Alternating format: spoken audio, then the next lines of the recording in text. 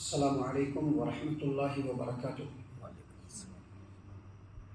الحمد للہ رب العالمین والصلاة والسلام علی رسولہ الکریم وعلی آلہ وصحبہ اجمعین، اما بعد۔ محترم سامعین کرام، ہمارے سامنے ایک سوال ہے۔ سوال کے کرنے والے ہمارے ایک معزز دینی بھائی ہیں۔ انہوں نے سوال کیا ہے کہ جس طرح سے دوسرے آدمی کی طرف سے حج کیا جاتا ہے، کیا اسی طرح سے دوسرے آدمی کی طرف سے عمرہ کیا جا سکتا ہے یا نہیں؟ برائے مہربانی اس کے بارے میں قرآن و حدیث کی روشنی میں رہنمائی فرمائیے۔ ہمارے معزز دینی بھائی جناب سوال کے کرنے والے، سوال و جواب گروپ کے معزز ممبران اور اس جواب کے سننے والے تمام سامعین کرام، جس طرح سے دوسرے آدمی کی طرف سے حج کرنا شریعت کے اندر اس بات کی اجازت ہے، بالکل اسی طرح سے اگر دوسرے آدمی کی طرف سے عمرہ کیا جائے تو شریعت نے اس کی بھی اجازت دی ہے۔ دیکھیے، اس سلسلے میں بالکل واضح اور کلیئر دلیل موجود ہے۔ دلیل ہے سنن ابی داؤد کتاب المناسک، حدیث نمبر 1810۔ ابو رزین عقیلی رضی اللہ عنہ صحابی رسول ہیں۔ ابو رزین عقیلی رضی اللہ عنہ یہ صحابی رسول ہیں۔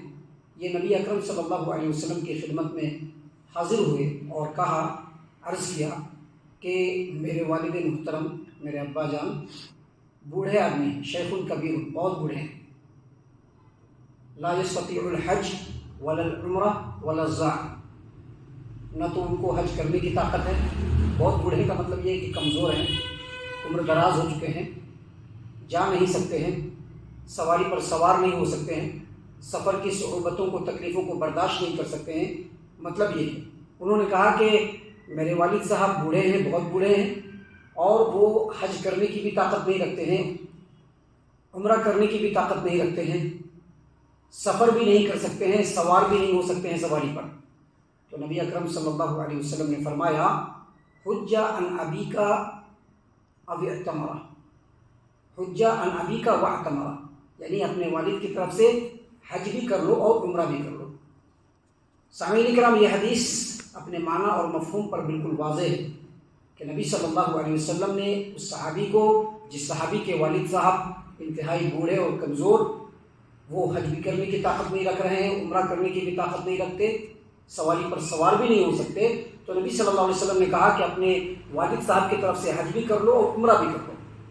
یہاں پر اس سوال کے جواب کی وضاحت میں مزید ہم آپ کے سامنے یہ بات بتلا دیں کہ ایک آدمی اگر کسی دوسرے کی طرف سے عمرہ کرنا چاہتا ہے تو سب سے پہلی بات یہی ہے، جس آدمی کی طرف سے عمرہ کرنا چاہتا ہے اس آدمی کو کعبۃ اللہ تک پہنچنے کی استطاعت نہیں ہے۔ بوڑھا، کمزور، انتہائی لاغر اور استطاعت نہ ہونے کی وجہ سے وہ کعبۃ اللہ تک نہیں پہنچ سکتا ہے۔ ایک وجہ یہ بھی ہو سکتی ہے۔ دوسرا، یا وہ آدمی مر چکا ہے، ایک آدمی مر چکا ہے اب تو نہیں پہنچ سکتا ہے۔ تو پہلی بات یہی ہے کہ جو آدمی کعبۃ اللہ تک پہنچنے کی استطاعت اپنی ضعف اور کمزوری کی وجہ سے یا مر جانے کی وجہ سے نہیں رکھتا ہو، اس کی طرف سے عمرہ کیا جائے گا۔ عمرہ بالکل اسی طرح سے کیا جائے گا جس طرح سے آدمی عمرہ کرتا ہے، یعنی میقات پہ احرام باندھے گا، وہاں پہ نیت کرے گا، تلبیہ پڑھے گا، کعبۃ اللہ جائے گا، طواف کرے گا کعبۃ اللہ کا، 2 رکعت نماز پڑھے گا مقام ابراہیم کے سامنے، اس کے بعد صفا اور مروہ کی سعی کرے گا اور وہاں سے نکل کر کے اپنے بال کو ترشوائے گا یا کٹوا لے گا۔